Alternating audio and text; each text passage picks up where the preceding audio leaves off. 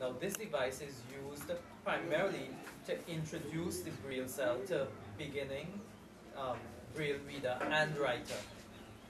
As you can see, the swing cell is made up of two rectangular blocks that are hinged on the top, and they are mounted on a wooden base. Now each block has 3 holes. Pegs can be inserted in the holes, as you can see those black pegs, to represent Braille dots. When the block is in the vertical position,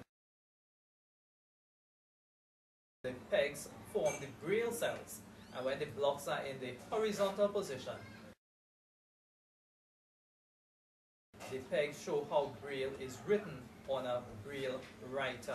Now this is not a big box, it is usually about 11.5 inches by 6.5 inches, right? And this can be used, as I said, for students who are now beginning to learn Braille, as well as for parents who have individual students or children who are visually impaired or who have low vision, and they want to help teach their children to learn to use Braille. At the Pointe Special School, we saw the students actively engaged in activities with the use of the Trackball mouse.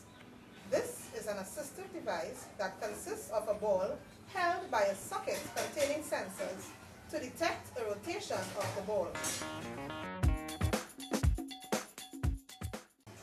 Some small thumb balls clip onto the side of the keyboard and have integral buttons with the same function as the mouse buttons.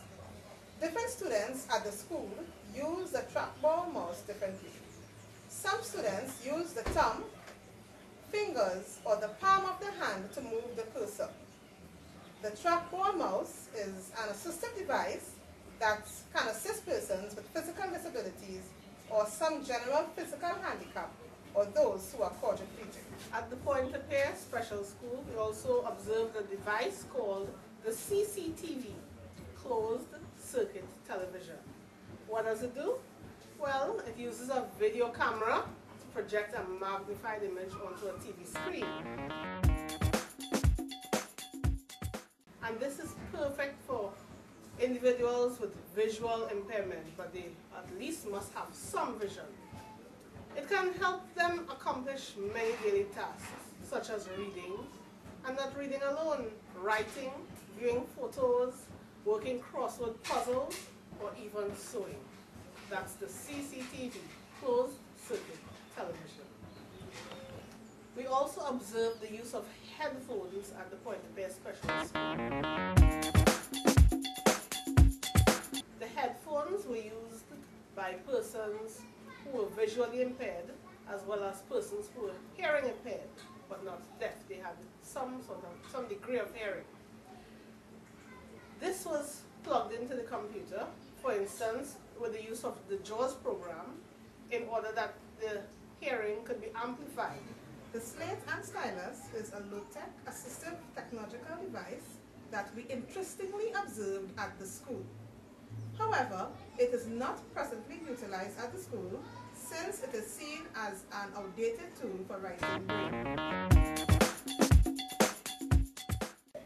The hinged slate is designed to hold a piece of paper steady while the user punches holes with the stylus to create rulers.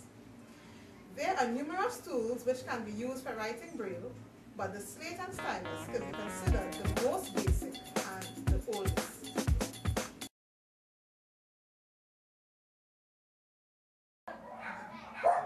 As you have seen, at Pointe Government Special School, they do use quite a number of assistive technology to help those students with special needs. We will now give a reaction and a reflection on what we observed while there. First of all, we must mention that at the Pointe Special School, we were not allowed to videotape the children.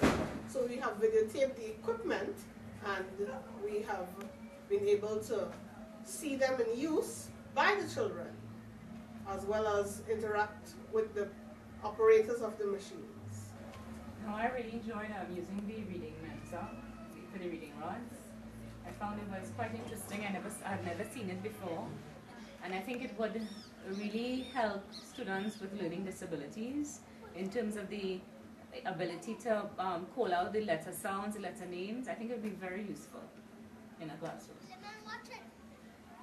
You know, one thing that I thought about, while we were meeting with the principal at our entrance meeting, and she showed us the admissions book and the amount of persons that are on the waiting list for so long.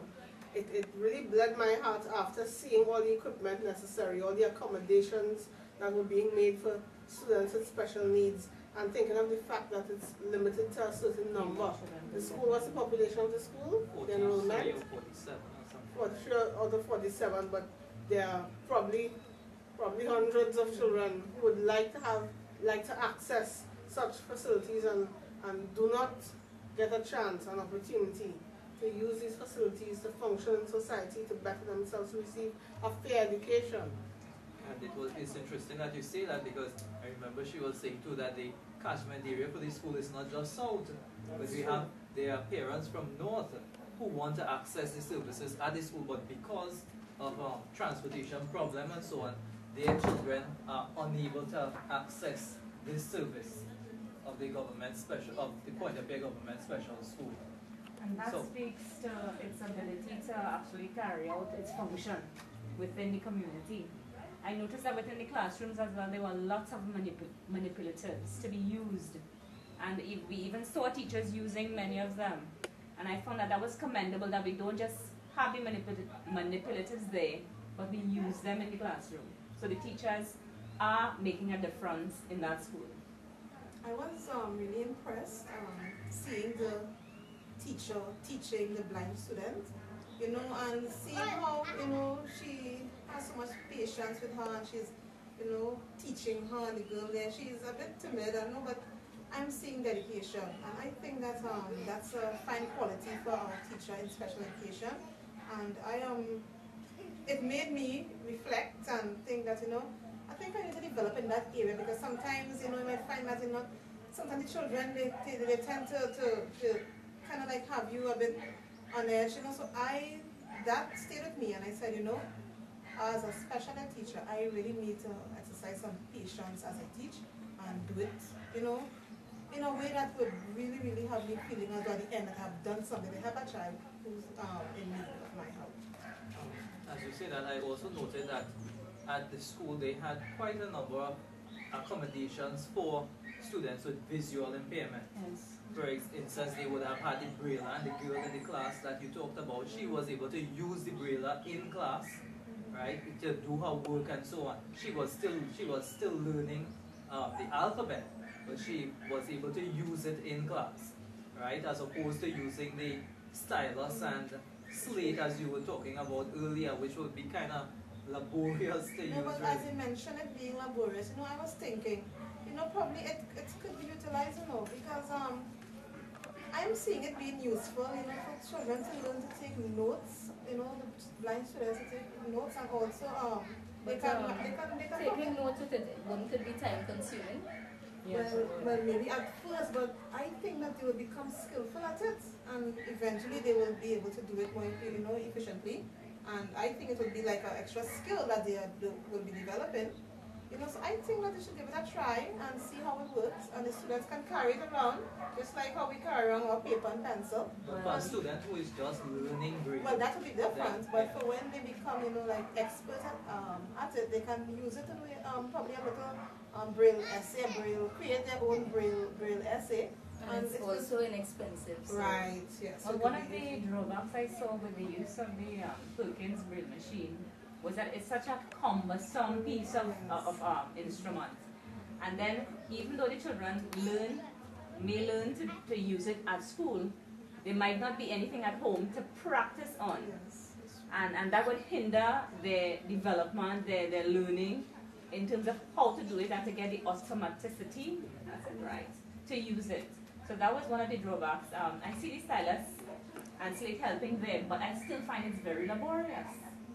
Well, I'm seeing it laborious at the beginning, but as they become skillful at it, I'm seeing it very, very helpful. So they could give it a try. They could, let us, give it a try when we are out in the field and we're doing our thing with a special.